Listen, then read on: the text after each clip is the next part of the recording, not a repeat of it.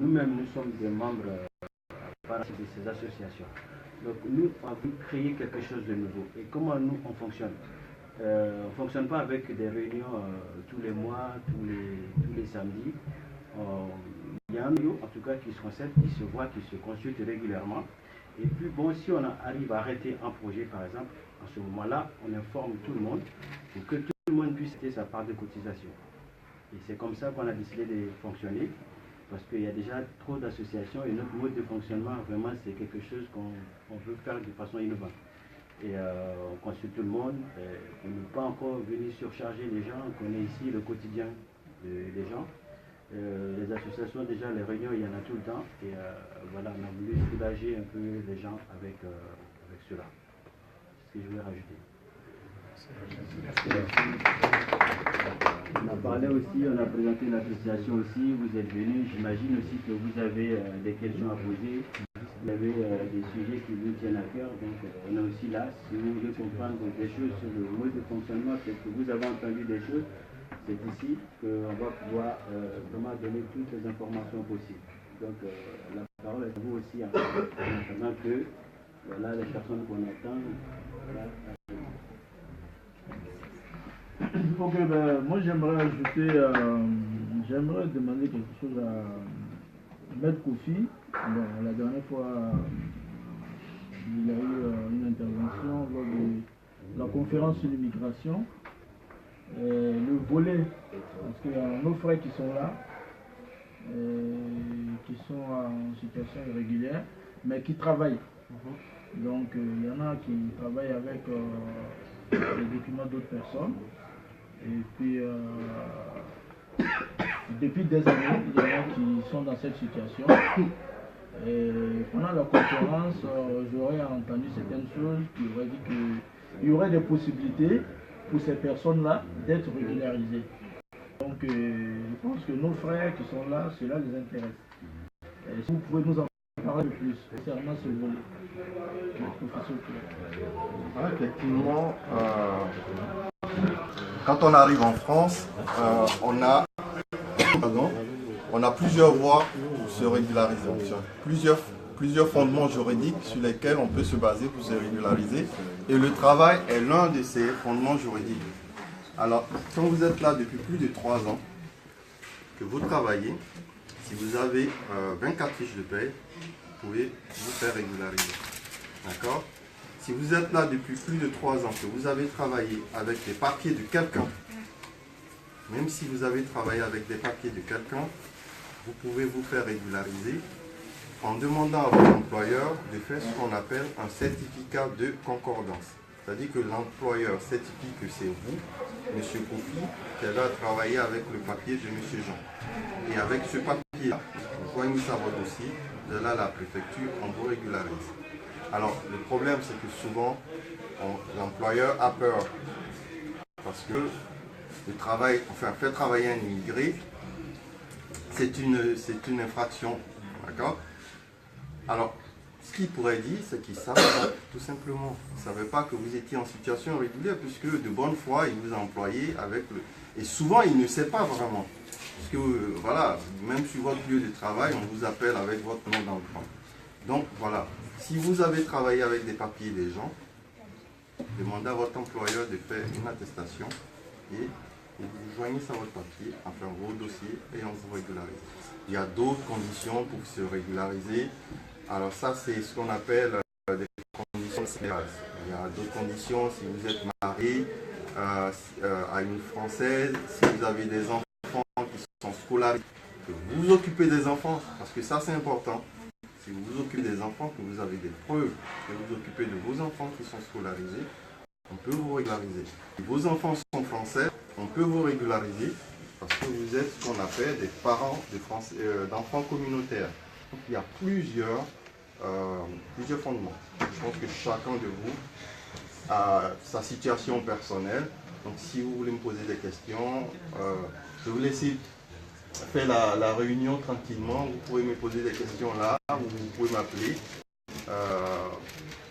Et je vous donnerai toutes les informations qu'il faut, la liste des pièces fournies pour pouvoir se régulariser. Voilà. Ok, ce que je voudrais ajouter sur ça, donc Maître Kofi, nous sommes en contact. Donc vous avez bien entendu ce qu'il a expliqué, chacun sa situation personnelle. Nous allons essayer, c'est ce qu'on a voulu faire au départ,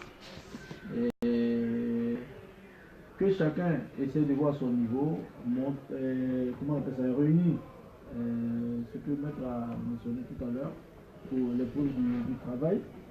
Et maintenant, essayer de nous approcher avec ça, et puis bon, nous allons voir comment est-ce que on peut, comment on appelle ça, monter des dossiers ensemble, et partant de là, approcher Maître Kofi, et voir comment est-ce qu'on peut faire sur la situation.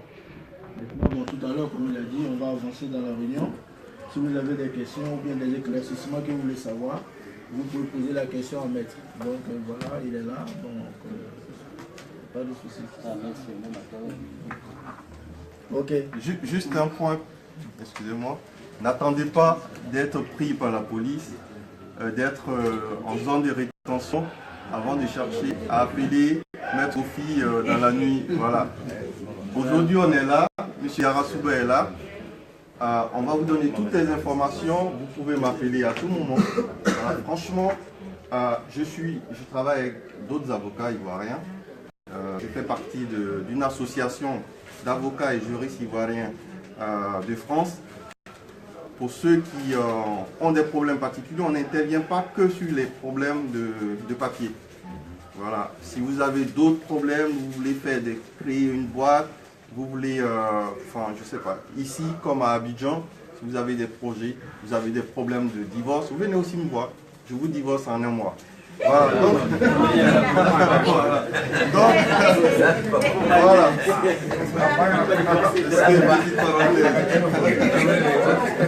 Bon, cela dit, effectivement, chaque mois c'est important, on a une permanence gratuite à l'ambassade.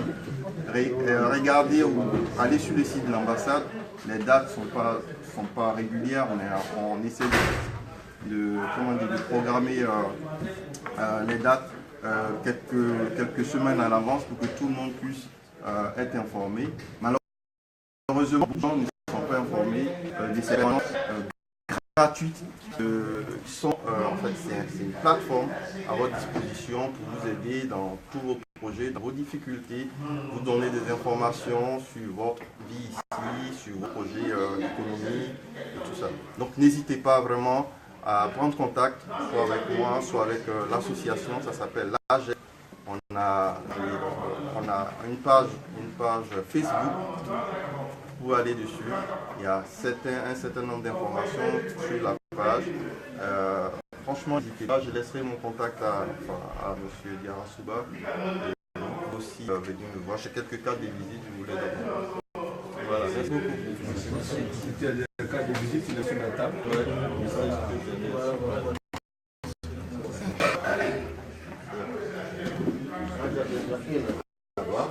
Pas la table, on a une carte de visite, s'il vous plaît.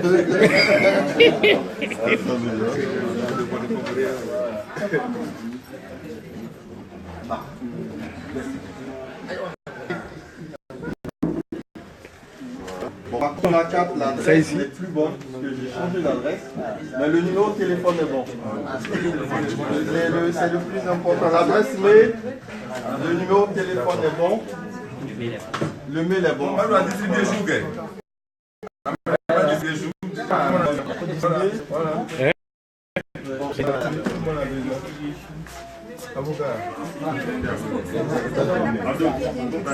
Ouais, mais...